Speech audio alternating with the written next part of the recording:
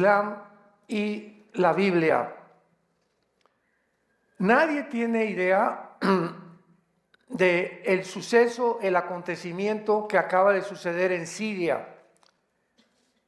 Es algo inusitado, es algo sorpresivo. Todavía les voy a dar nada más unos botones de muestra para que se den cuenta de lo que está pasando en el mundo. Todavía hace 2 semanas, la mayor parte de los escatólogos en el mundo entero, teólogos, apologistas, etcétera, etcétera, mucho menos la gente que no es cristiana, desde luego, ¿no? Estoy hablando de personas involucradas en el estudio de la Biblia. Yo mismo me involucro también. Nunca nos habíamos imaginado jamás que Rusia iba a salirse de Siria junto con Irán. Jamás. ¿Por qué? Sobre todo que fue en menos de 10 días. Porque Rusia tiene una base naval en Siria, en Tartus, que es la única base naval que tiene en el Mediterráneo. Entonces imagínense nada más. Yo siempre prediqué, no es que el día que alguien se acerque a Siria o que Israel quiera atacar Siria o cualquier cosa, Putin va a entrar inmediatamente porque estratégicamente no le conviene que nadie pueda acercarse a esa base naval, y menos de Irán. Irán todavía hace 2 semanas era la nación más poderosa para sostener a todos los grupos terroristas del mundo entero. Llámese Hamas, Hezbollah, ISIS, Al-Qaeda, los Hutis de Yemen, la península arábica, hasta los mismos talibanes de Afganistán y de Pakistán. ¿Qué sucedió en Siria? De una forma inesperada, después de 50 años de dictadura de la familia Assad, cayó Siria, aun cuando hay mucha historia detrás de esta nación desde el tiempo de Abraham. No quiero detenerme con todo eso. Vamos a empezar ahora con el estudio de un régimen dentro de Siria que se llamaban los alewitas o alewites, que es una rama de creencia que dentro del Islam que tratan de ellos de separarse de las demás dictaduras y de los demás movimientos religiosos. Los alewitas son una minoría muy reducida, muy cerca del Islam chiita, porque el Islam, acuérdense, tiene 2 ramas, los sunis y los chiitas, algo que no le gustaba nunca a los sunis de Siria, porque la mayor parte de Siria eran sunis, y hay un enfrascamiento continuo entre sunis y chiitas. El exdictador Bashar Assad, al que acaban de sacar, que ya huyó a Rusia, era un hombre rudo, sanguinario, cruel, posiblemente más cruel que Adolfo Hitler. Fíjense lo que le estoy diciendo. Era un hombre que asesinaba hombres, mujeres, niños. Vamos a ver cuántos cadáveres encontraron que deshizo en ácido de niños, mujeres y de hombres. Estamos hablando de más de 80,000 muertos civiles que sus mismos soldados mataron. Cuando el padre de Bashar Assad, que se llamaba Hafez, murió, este hombre que está ahorita refugiado en Rusia estaba estudiando en Londres y lo mandó traer y le dijo: por favor, Bashar, vente para acá porque ya necesitamos aquí que la familia continúe. Repito, eran 50 años de dictadura de una familia, del abuelo, del papá y del hijo. Este hombre, Assad, era oftalmólogo, estaba en Londres trabajando como oculista. Entonces él no sabía nada de política ni de mucho menos, pero sin embargo la necesidad hizo que él viniera a Siria a enfrentarse a eso. Y fue llamado a ocupar el puesto. Su padre, sin embargo, ha sido el más cruel y el más sanguinario de todos los dictadores, posiblemente del Medio Oriente, en los últimos 50 años. Porque no solamente masacró y puso en ácido a civiles de su propia nación, sino que también usó armas químicas contra su propio pueblo. Y además le permitió a Rusia y a Irán entrar a ayudarlo para masacrar a todo aquel que pudiera oponerse. En los 13 años de guerra civil que tuvo Siria desde 2011, más de 60,000 sirios perdieron la vida, muchos de ellos por los mismos soldados de Bashar Assad. Por más duro que pelearon los rebeldes, no pudieron derrotar a las minorías gobernantes alauitas, porque, repito, Assad tenía a Rusia y a Irán de su lado. Pero en este último ataque de hace 1 o 2 semanas, Siria y Turquía comenzaron, o los rebeldes de Siria se unieron con el presidente Erdogan de Turquía y con Qatar, que es otra nación árabe, para pelear al lado de los rebeldes.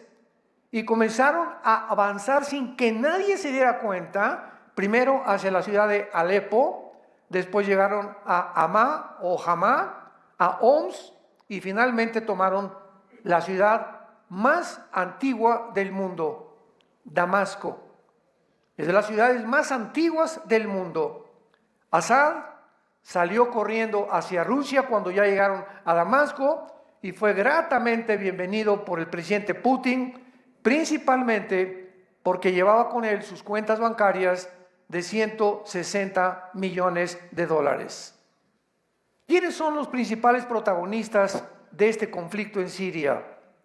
Los principales agresores de la guerra fueron los rebeldes suníes y los kurdos. Los kurdos es un poblado que son de las pocas etnias en el mundo que no tienen una tierra. Han andado, ¿verdad?, tratando de que los acepten en Siria, en Irak, en Turquía y también en el Líbano. Pero todos han sido desplazados y principalmente el presidente Erdogan de Turquía los odia y los ha perseguido y está tratando de impedir que puedan realmente entrar a Siria, pero los kurdos ya se encuentran mezclados con los drusos, con los kurdos, con los sunitas y con los chiitas dentro de Siria. Ahorita Siria es una ensalada del chef. Ahorita Siria es una olla express con casi todos los grupos rebeldes ahí en Siria, bajo un gobierno de un hombre llamado Jalani, que vamos a ver más adelante que no es un hombre, pero fue excomandante de Al-Qaeda, excomandante de ISIS, y ahora es el jefe de los rebeldes en el país de Siria. Los kurdos son el más grande grupo en el mundo, repito, sin tierra. Cubren la parte de Turquía, Irak, Siria, Irán, con aproximadamente 40 millones de personas, y la mayoría de los kurdos son musulmanes suníes. Ninguna de estas 4 naciones los ha aceptado y han tratado de echarlos fuera y los han perseguido. Pero de mayor impacto en la guerra civil fueron los rebeldes suníes, y el grupo más grande fue el que ahora es el jefe de todos los terroristas, que se llamaba Ahmed al-Sharaa. Ahmed al-Sharaa es el jefe que se puso el nombre de al-Jolani, pero su nombre es Ahmed al-Sharaa, con un grupo árabe que acaba de resurgir en el Medio Oriente. Ya oímos a Al-Qaeda, ya oímos a los talibanes, ya oímos a los de Jehová, etcétera, etcétera. Su nuevo grupo se llama en árabe Hayat Tahrir al-Sham. Hayat Tahrir al-Sham, que significa la Organización para la Liberación del Levante. ¿Qué cosa es el Levante? El Levante reúne a 4 principales naciones árabes: a Siria, al Líbano, a Israel y a Jordania.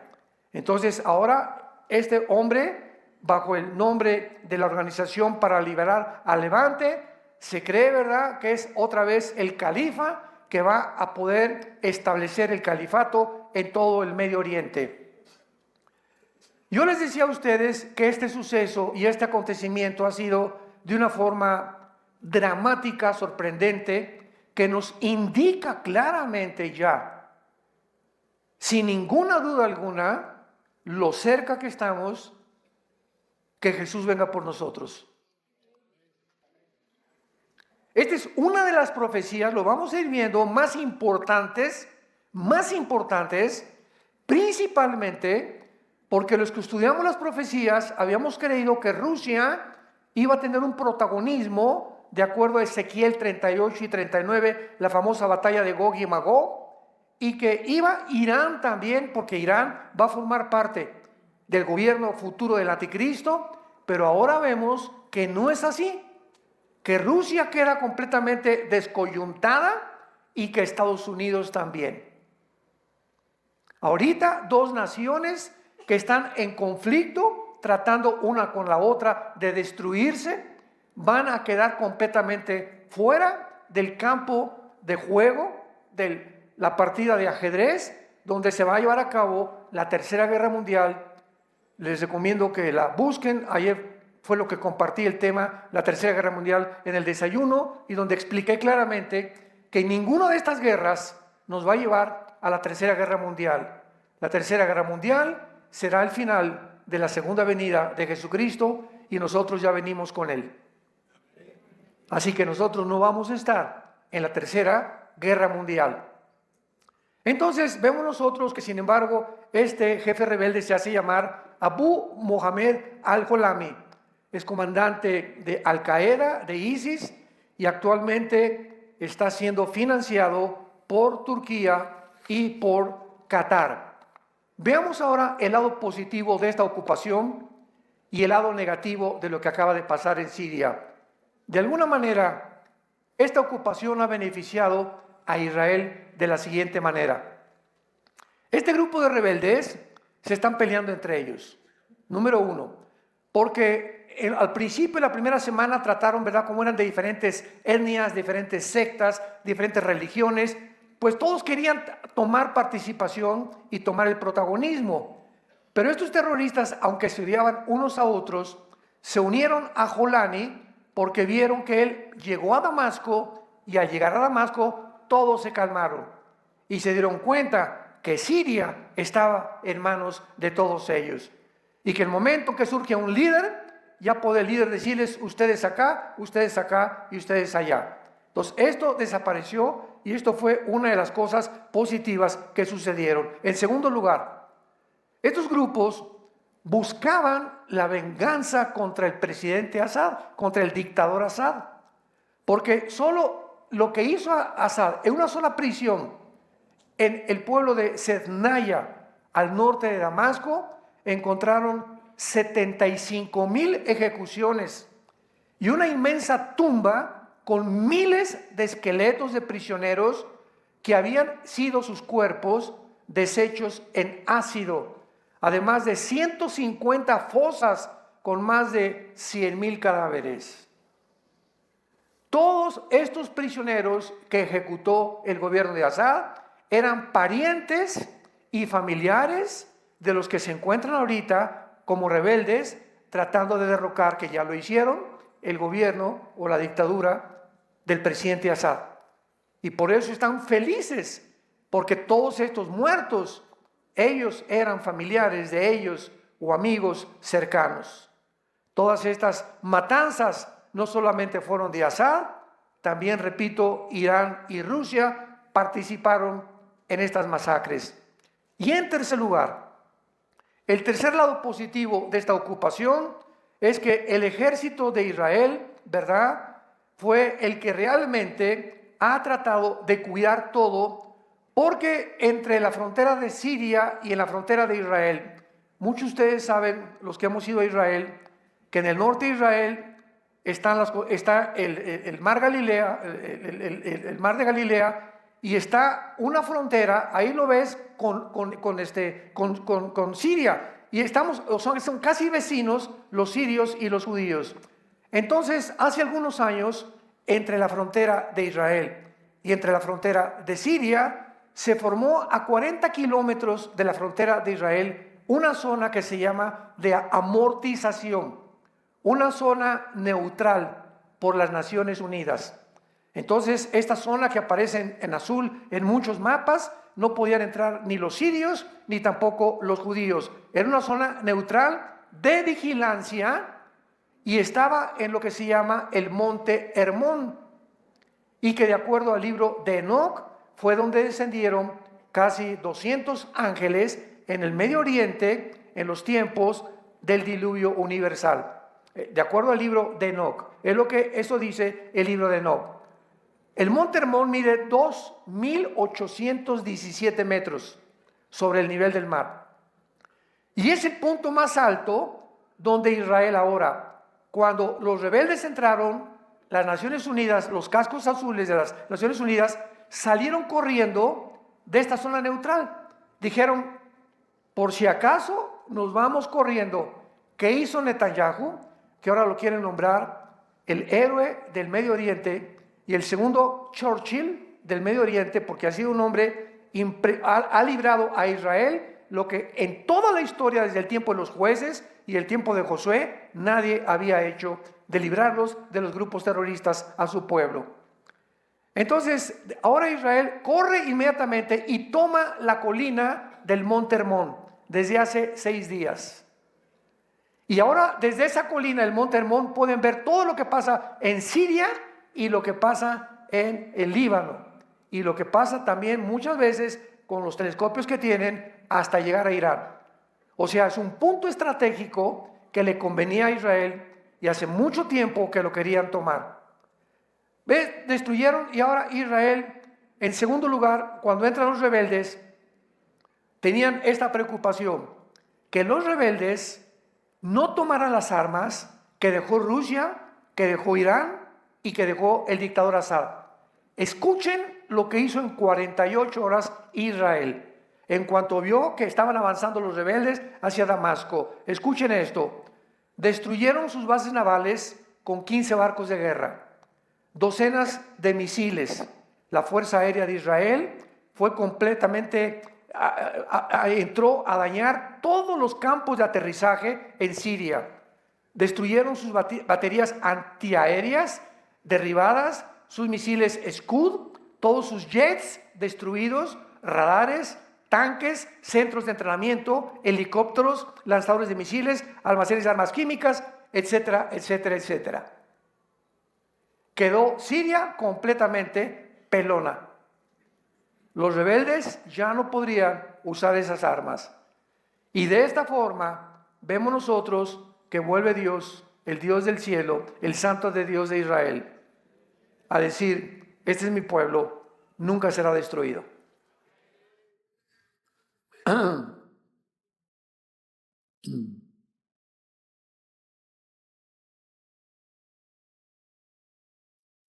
¿Qué es la Siria actual?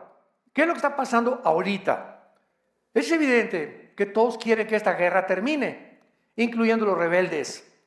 El jefe de todos ahora, de todos estos rebeldes, Jolani, acaba de decir estas palabras. Hemos regresado a la estabilidad. El pueblo sirio estaba exhausto y no queremos pelear más.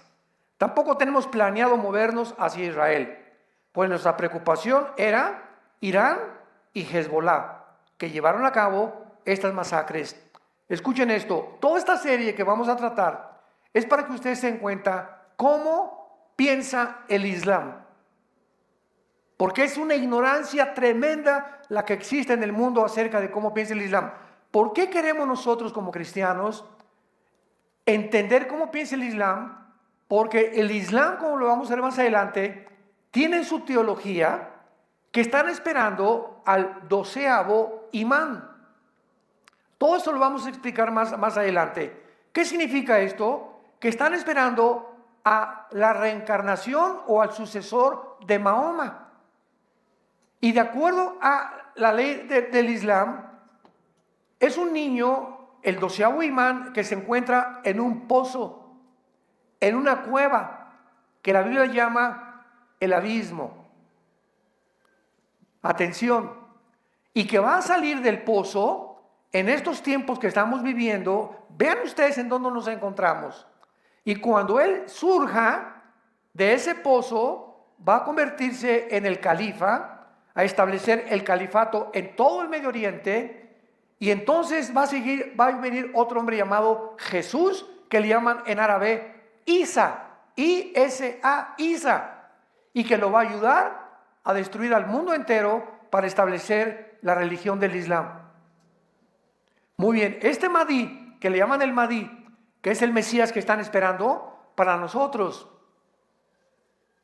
va a ser el anticristo. El Mesías que está esperando el Islam es en la Biblia el anticristo, y lo vamos a ver y no se imaginan la cantidad de detalles que hay entre este personaje y el anticristo de la Biblia. Entonces, esto es asombroso, vuelvo a repetir, porque es el momento en que ellos ya quieren tomar el Medio Oriente, y es el momento en que la Biblia dijo que surgiría el anticristo. Y si el anticristo surge, va a ser muy difícil que nosotros lo conozcamos. Yo ni lo quiero conocer. No estamos esperando nosotros al anticristo, estamos esperando a Jesucristo. Sin embargo, dentro de la filosofía y la política y la narrativa del Islam, ellos, cuando se enfrentan a los no musulmanes, que les llaman infieles, les dicen, por ejemplo, vamos a ver el ejemplo, Yasser Arafat y el presidente Yitzhak Rabin, ministro de Israel, y atrás de ellos el presidente Bill Clinton en la Casa Blanca. Viene Arafat, le da la mano al ministro Yitzhak Rabin, mucho gusto, tenemos la paz, y Clinton los respalda y firman un tratado.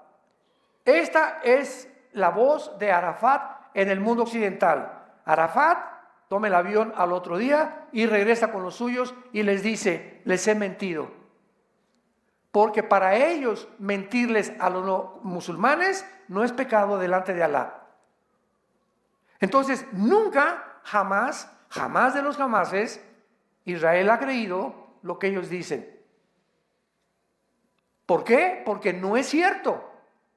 Es la forma en la que manejan ellos su política. Entonces, cuando ahorita todas las naciones están hablando, vamos a tener dos estados dentro de Israel. El Estado palestino, ¿verdad? Que ya casi desapareció el grupo terrorista de Hamas, y Israel. Y si se juntan, Israel le da la oportunidad a los pobrecitos palestinos para que puedan fundar una nación junto con Israel, va a haber paz entre Israel. Israel está invadiendo Palestina o Gaza, o a los palestinos, no les está dando de comer, los tiene completamente, ha matado muchos civiles, etcétera, etcétera. La víctima son los terroristas y no Israel. Y los judíos saben perfectamente bien. Ellos han firmado desde 1948, cuando David Ben Gurión nombraron primer ministro de Israel, que les han ofrecido la paz. En 2007 le dijo al Fatah, Hamas, Israel, ahí está Gaza, hagan ustedes lo que quieran. Y había cantidad de reservaciones judías dentro de Gaza, con judíos viviendo. Y llega Israel y les dice a todos los judíos de Gaza, sálganse, porque ahora es de los palestinos este terreno. Y los judíos les dejaron hospitales, les dejaron campos de fútbol, les dejaron departamentos, les dejaron colegios para los niños, les dejaron asilo para ancianos. Y cuando se salieron los judíos que habitaban Gaza por órdenes del gobierno de Israel, ¿saben lo que hicieron los palestinos? Quemaron los campos de fútbol, quemaron los hospitales, quemaron todas las cosas que los judíos dejaban ahí, porque dijeron, no queremos que nada huela a judío. Y desde el 2007 que se salieron los judíos, no volvieron a intervenir. Y entonces ellos se dividieron entre Al-Fatah, el gobierno de Mahmoud Abbas, y comenzaron a formar un grupo que se llamó Hamas. Porque ellos decían, si queremos exterminar a Israel, no queremos un gobierno, necesitamos un grupo militar, y no lo tenemos. Entonces formaron militarmente a Hamas. Y entonces Hamas, ya que se armó 2008, 2009, 2010, comenzaron a mandar misiles casi todos los días a Israel. Y dale, y dale, y dale, y dale, hasta que el 7 de octubre del año pasado, dijo Netanyahu, estamos hasta aquí de ustedes. Entran y matan a 1,200 judíos, se llevan a 240 rehenes a Gaza, meten en el horno de microondas a niños de 3 o 4 meses en frente de sus padres, le cortan la cabeza a judíos civiles en frente de esposas, les queman todas sus casas y todos los kibbutz, y huyen y se esconden detrás de las escuelas y los hospitales. Ahí esconden sus bombas para que el mundo los victimice y para que ante el mundo los judíos sean los que cometieron genocidio. Jesús, María y José y el burrito que los acompaña. Y esta narrativa se manejó en todos los medios de comunicación. Todos los medios de comunicación manejaron esta narrativa. Y como la ONU y como la Organización Mundial para la Salud, la OMS, están asociados como un grupo antisemita, oíste muy bien. Las organizaciones más antisemitas son la ONU y la Organización Mundial de la Salud. Además de eso, forman parte del grupo de izquierda totalmente en el mundo y del globalismo. Odian a Israel, como la Biblia lo ha dicho, que iba a crecer el antisemitismo contra Israel. Entonces, cuando la ONU les pedía a Hamas, a los palestinos, ¿cuántos civiles han matado los soldados de Israel? 50,000, 60,000, y publicaban en los periódicos, CNN principalmente, los judíos han invadido y han matado a 60,000 civiles. No es cierto, no es cierto, no es cierto. ¿Quién estaba proporcionando las estadísticas? El grupo guerrillero, el grupo terrorista. No el grupo de Al-Fatah, que es el grupo de Mahmoud Abbas, que es lo que representa el gobierno civil. No, eran los militares los que daban las estadísticas para victimizarse delante del mundo. Y el mundo creyendo y creyendo y creyendo y creyendo. Así como creímos, bueno, creyeron, dijo el otro, en las vacunas. Lo mismo ha sucedido en el mundo, una ignorancia tremenda. Por eso tenemos que venir a la Biblia para poder buscar la verdad. Entonces, el Islam nunca va a cumplir lo que prometen. Su objetivo ha sido, es y seguirá siendo el mismo, el exterminio de la nación de Israel. Ahora a través de Siria están llevando ejecuciones masivas por todos lados y limpieza étnica con los grupos terroristas. Ahora veamos claramente la lista de los ganadores en este último conflicto y de los perdedores. Es verdad que ahora Rusia e Irán se salieron de la ecuación, pero si no hay una continua supervisión de las naciones, principalmente de Israel, la historia nos enseña que los locos se vuelven cada día más locos.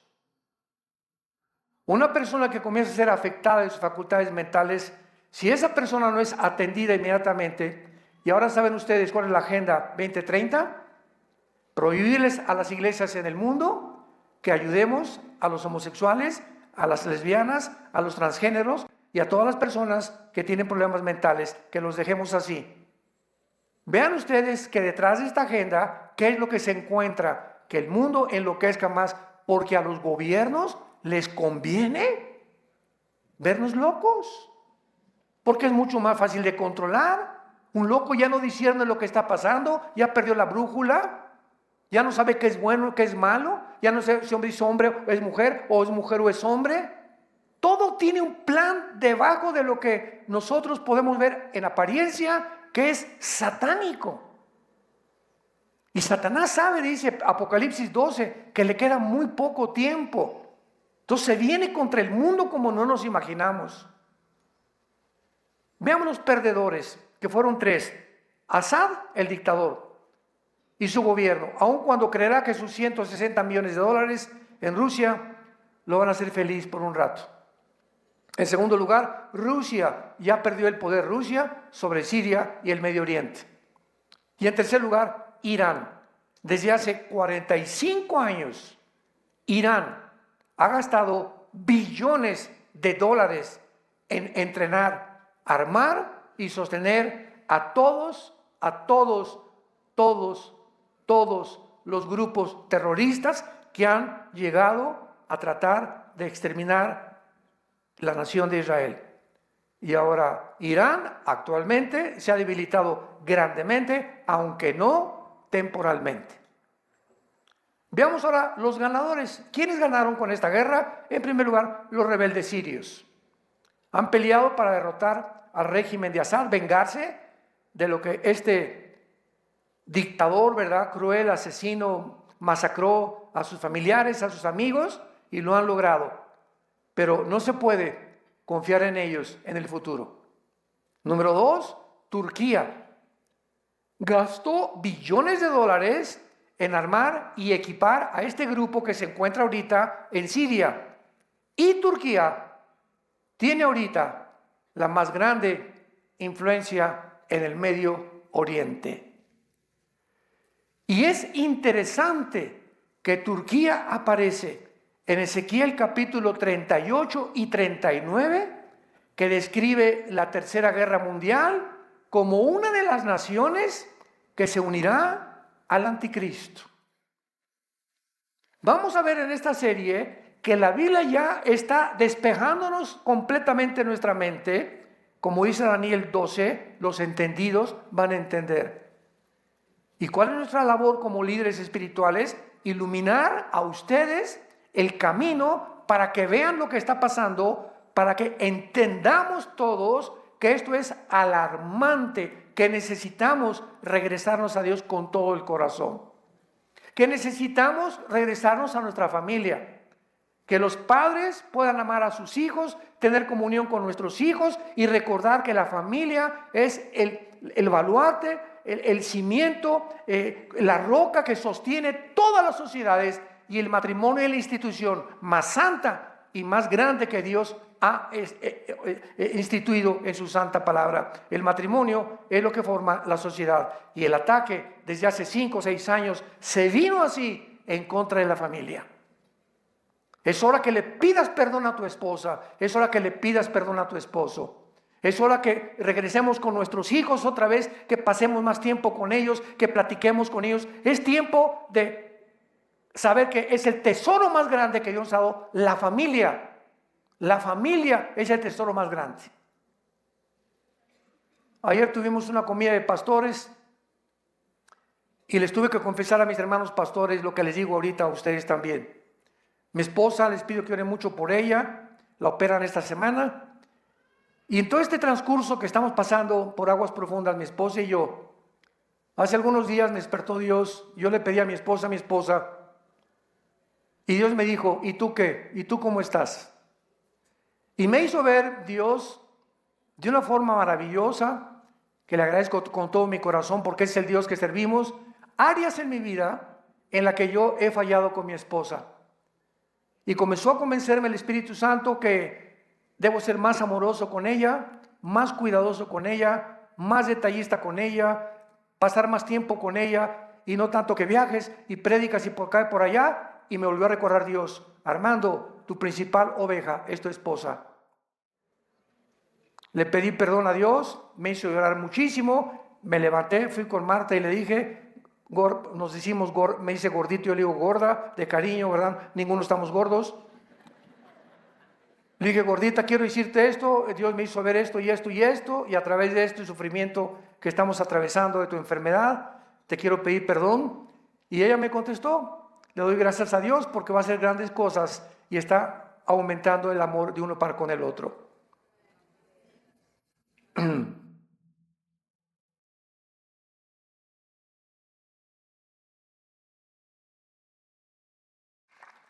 Es tiempo de arrepentirnos.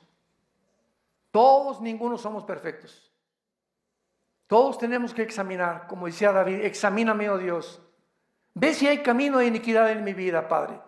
Llega un tiempo en que creemos que si alguien no nos dice que estamos mal, seguimos actuando y se vuelve una rutina. Hay muchos matrimonios que viven bajo el mismo techo y tienen años o meses divorciados emocionalmente. Hay matrimonios que ya no tienen que ver nada con los hijos, y los hijos se decepcionan de nosotros los padres cuando no ven que somos una realidad. Y ahorita el alarma está tomando. Jesús viene, Jesús viene. ¿Cuántos millones que se decían cristianos se van a quedar? Se van a quedar. Nunca examinaste tu corazón, nunca cambiaste tu actitud, nunca le pediste perdón a nadie. Y esto no puede seguir así. Es tiempo de volvernos a Dios. Le estoy hablando a los cristianos. Y si no lo eres, es tiempo que examines si realmente eres cristiano. Netanyahu ha cumplido lo que prometió, ha traído la paz a Israel. ¿Y qué significa todo para esto, para Israel? Muchos se han preguntado si ha cumplido Israel la profecía que se encuentra, véanla, en Isaías 17:1, dice así. Hay una profecía sobre Damasco. Repito, una de las ciudades más grandes, más antiguas del mundo. Y esta profecía dice así, Isaías 17:1, profecía sobre Damasco, he aquí que Damasco dejará de ser ciudad y será un montón de ruinas. Escuchen, cuando los asirios entraron hace 2700 años, 700 años antes de Cristo, Asiria, ¿verdad?, no destruyeron la ciudad de Damasco. En el siglo 12 y 13 después de Cristo, los cruzados entraron a Damasco y no destruyeron la ciudad. Ahora estos rebeldes acaban de entrar a Damasco y la ciudad está intacta. Entonces, ¿qué respondo? Esta no es la profecía que se va a cumplir. La destrucción de Damasco vendrá, no sé, en el futuro. Pero todavía esta profecía no se ha cumplido. Además, vemos nosotros también, ¿verdad?, que Netanyahu se convierte ahora en un líder impresionante, de los más grandes de Israel. Ha probado ser eso precisamente. Además, la mayoría del gabinete del presidente Trump, que el 20 de enero toma posesión de la Casa Blanca, la mayoría son sionistas, o sea, apoyan a Israel. Y este término ha sido tan pervertido y tan mal interpretado porque hay un sionismo de un grupo de judíos que no anhelan realmente ni aman a Israel, porque la palabra sionista verdaderamente en sus raíces significa todos aquellos que aman que tengan una tierra donde vivir. Por eso nació el sionismo en el siglo XIX. Entonces, ese es el verdadero sionismo. Pero ahora los sionistas les llaman a aquellos todos, por ejemplo, George Soros, uno de los millonarios más grandes del mundo, es judío y odia a Israel.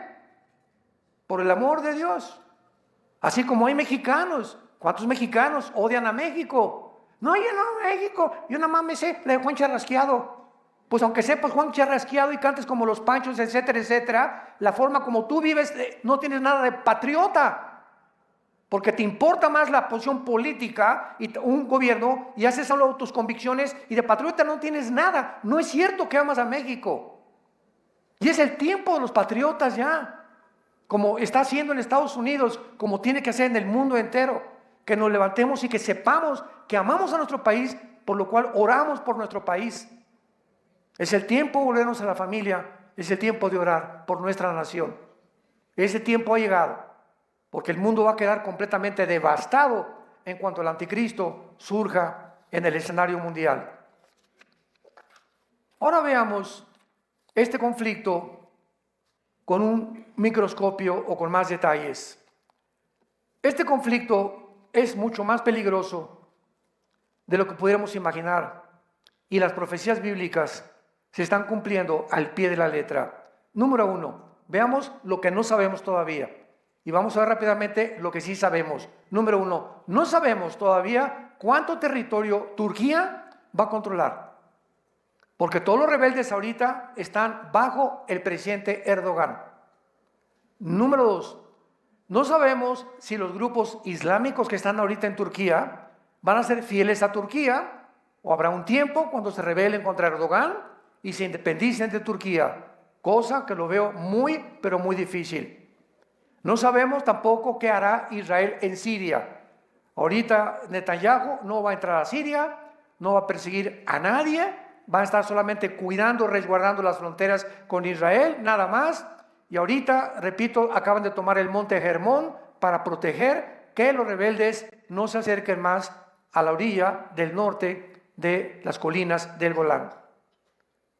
¿Qué ha sucedido actualmente? Assad huyó a Rusia. Después de 50 años de dictadura, Rusia ya sacó su flota naval impresionante, increíble, dándonos a entender que Rusia no está en la profecía de Gog y Magog, que durante años, por tradiciones, se enseñó que Gog y Magog era Rusia que vendría en contra de Israel. Aquí queda esto completamente fuera de la ecuación bíblica profética de Dios. Número 2, Irán está debilitado, es verdad. Ahorita ya no podrá controlar Siria, ni el Líbano, ni a los grupos terroristas. Irán había controlado a Libia, a Irak, a Siria y a Yemen. 4 naciones árabes.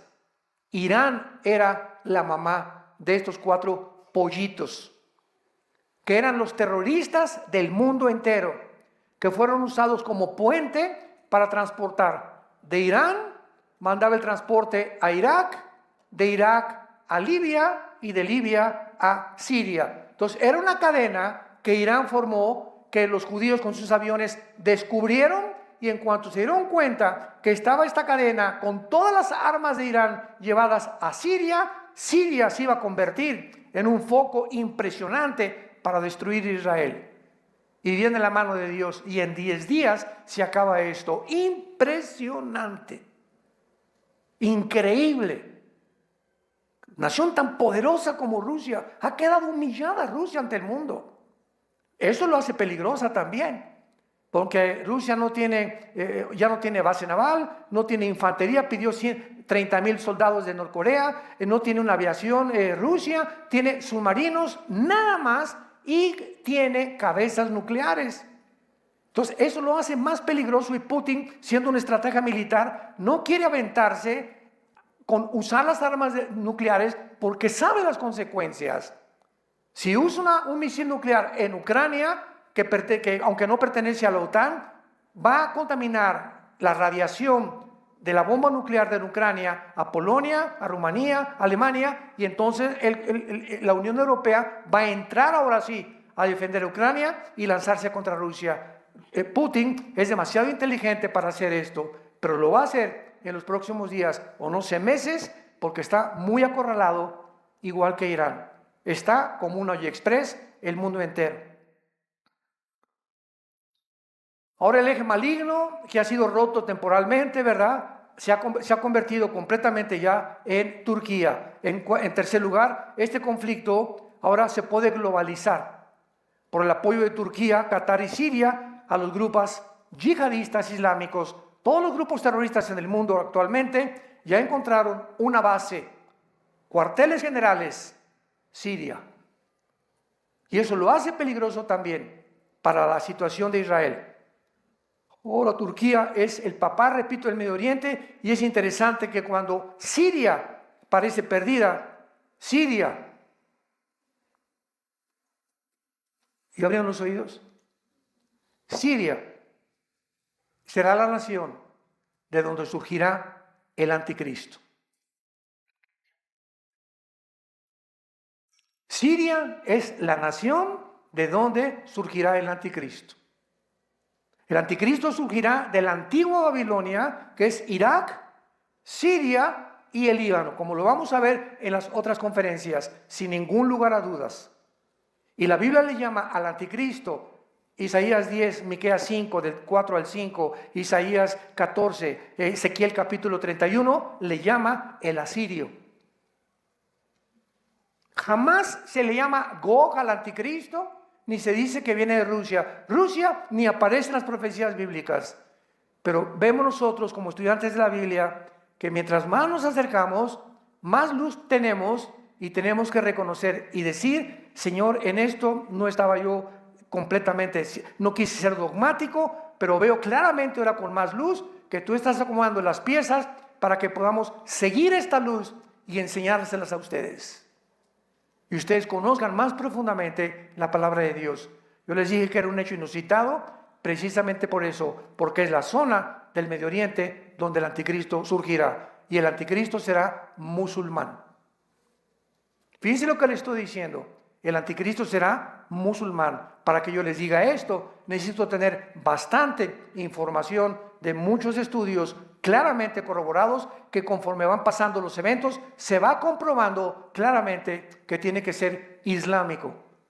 Y la ley Sharia es la ley que dice Daniel 7:25, que quitará las leyes y quitará los tiempos, porque ellos tienen otro calendario que nosotros no tenemos. Para el Islam, el año 1 es el año 622 después de Cristo, cuando Mahoma salió de la ciudad de Medina, y de la ciudad de Arabia Saudita. Y entonces el calendario de ellos es completamente diferente.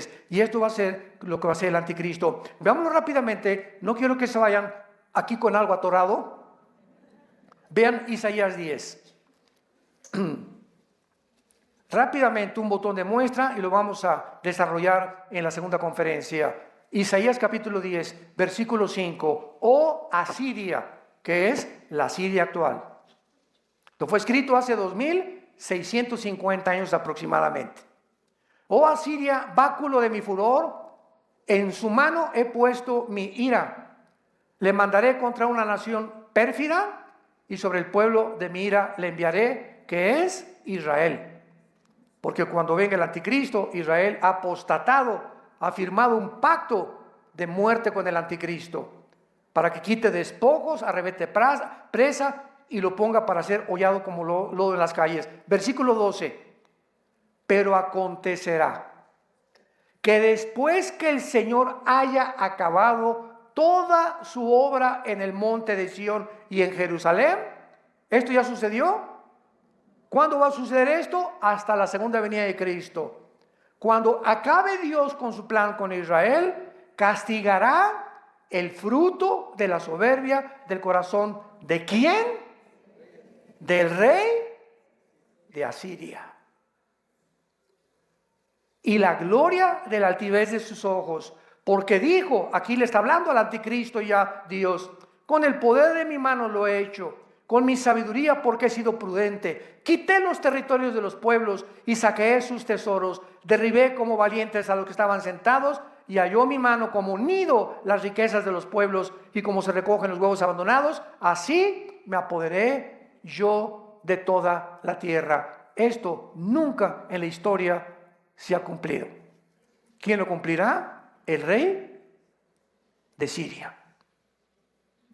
Que ya después lo vamos a comparar con los otros pasajes, con Daniel capítulo 8, que es la evidencia ya más grande que hay, etcétera, etcétera. Pero nos encontramos en el punto culminante donde se va a centrar la luz, el foco en la área geográfica donde se va a llevar a cabo la más grande intervención de los poderes del mal en el mundo, la región del Medio Oriente, donde Rusia no va a poder competir ya contra los musulmanes, donde Turquía está involucrado en el gobierno del anticristo y donde Irán también está involucrado en el gobierno del anticristo. Aparece con el nombre de Persia en Ezequiel 38, Irán, y todas estas naciones que forman parte o formarán parte del G10, de las últimas 10 naciones de Apocalipsis 17 o los 10 cuernos de Daniel y los 10 dedos de los pies de la estatua de Nabucodonosor y los 10 cuernos de la bestia de Apocalipsis 17, 11 y 13 de Apocalipsis van a juntar para mezclarse, y cuando se junten las 10 naciones, 5 de Europa y 5 del Medio Oriente, de una de ellas surge el anticristo, y el 80% de las naciones del anticristo serán musulmanas. Las naciones de Europa casi no aparecen en las profecías contra las cuales Cristo va a luchar cuando Él venga en su segunda venida. Y el que tenga oídos, que oiga. Y el que tenga un corazón en esta mañana de arrepentimiento y de dolor por tus pecados, arrepiéntete. Pídele perdón a tu esposa, pídele perdón a tu esposo, pidámosle perdón a nuestros hijos. Hijos, pídale perdón a sus padres. Remedia las cosas que has hecho mal en tu vida, porque si tú mantienes el mismo camino y tú no te arrepientes, cuando tú oyes la voz del Señor, será demasiado tarde. El arrepentimiento no es cuando tú quieras. Bueno, ya cuando vaya en la ambulancia y cuando ya, y el corazón, Señor, perdóname. ¿Sabes una cosa? Dios no puede ser burlado. Y solo hay un caso en toda la Biblia de una persona que se convierte a la hora de la muerte. Un solo caso. El ladrón junto a la cruz. Un solo caso. El ladrón junto a la cruz. Dándonos a entender que si tú llegas a las vísperas de tu muerte o de tu enfermedad y cuando oíste la voz de Dios no lo hiciste, Dios no te vuelve a hablar. Porque creíste que te podías burlar de Él. Cuando oigas su voz, no te endurezcas. Hoy es el día de tu salvación. Hoy es el día de tu decisión. Vengan a la cruz. Arrepiéntete de tu vida. Pídele perdón a Dios, que la sangre de Cristo nos limpia de todo pecado. Te damos gracias, Padre, por tu palabra. El camino del justo es como la aurora que va en aumento hasta que el día es perfecto. Gracias, Señor, porque tú le prometiste a tu profeta Daniel: los entendidos resplandecerán como el resplandor del firmamento. Estas palabras, séllalas hasta el tiempo del fin. Muchos serán limpios, emblanquecidos y purificados. Los impíos cada vez van a proceder más impíamente. Y ninguno de los impíos entenderá, pero los entendidos comprenderán. Y te damos gracias, Señor, porque lo que nos da entendimiento es la presencia de tu Espíritu en nuestra vida. Te damos gracias, Señor, porque eres misericordioso, clemente. Clama, oh alma mía, a Jehová, y no te olvides. Nunca nos olvidemos de ninguno de todos sus beneficios, de la familia que nos ha dado, el matrimonio que nos ha dado, la casa que nos ha dado, los hijos que tenemos, la salud que tenemos todavía. Él es el que sana todas tus dolencias y todas tus enfermedades. Él es el que rescata nuestra vida del hoyo. Nos corona de favores y misericordias, porque grande, grande es Jehová. Y su misericordia más alta que los cielos. Nunca te dejaré, dice el Señor. Nunca los abandonaré. Siempre estaré con ustedes, hoy más que nunca. Óiganme, dice el Señor. Oye la voz de mi palabra, porque son fieles y verdaderas. El tiempo ha llegado. Preparémonos para encontrarnos con Dios. Ven a la cruz en esta mañana, cualquiera de ustedes que nos escucha también por la televisión, y dile a Dios: perdona mis pecados. Me arrepiento de mi vida sinceramente. Creo que en esa cruz pagaste con tu sangre por ellos, y te pido, Jesús, porque creo que a los 3 días, después de ser crucificado, muerto y enterrado, resucitaste a los 3 días para darme la esperanza de algún día volver a vivir después de esta vida eternamente contigo. Te recibo como mi Señor y mi Salvador, en tu nombre precioso, Señor Jesús. Amén. Bellas palabras hemos oído en esta mañana. Los cielos y la tierra pasarán, pero mis palabras permanecerán.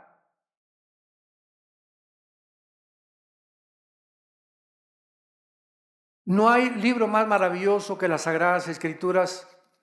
No hay un tiempo más precioso que este que estamos viviendo nosotros. Ya nos vamos, hermanos.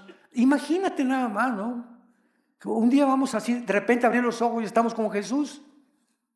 Adiós cáncer, adiós muerte, adiós pobreza, adiós dolor, adiós lágrimas, adiós angustia, adiós estrés, adiós incertidumbre. Las cosas viejas pasaron y ahora todas van a ser hechas nuevas, aparte en el cielo con el Señor Jesucristo. Y vamos a regresar otra vez, pero no a Tlalnepantla, a Jerusalén.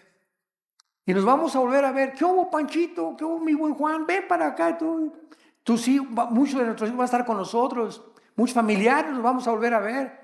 Muchos ahorita son viejitos y nos vamos acabando celularmente. Vamos a tener un cuerpo completamente nuevo y vamos a ver, mira, esa era Doña Chole.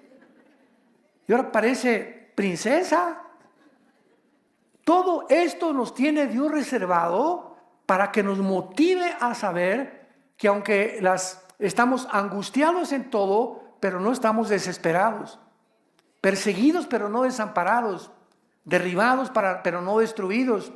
Llevando a nuestros cuerpos la vida de Jesús, para que la vida de Jesús se manifieste. Dios está viviendo a través de nosotros para que nosotros manifestemos a nuestros hijos quién es Jesús, a la familia quién es Jesús, a la gente quién es Jesús, en la escuela quién es Jesús. Es nuestra vida, carta abierta, que la gente ve. Y las palabras sobran, es nuestro testimonio, como vivimos, como la gente vendrá a la cruz. Y es el tiempo de volvernos a Dios. Que Dios los bendiga, que tengan mucha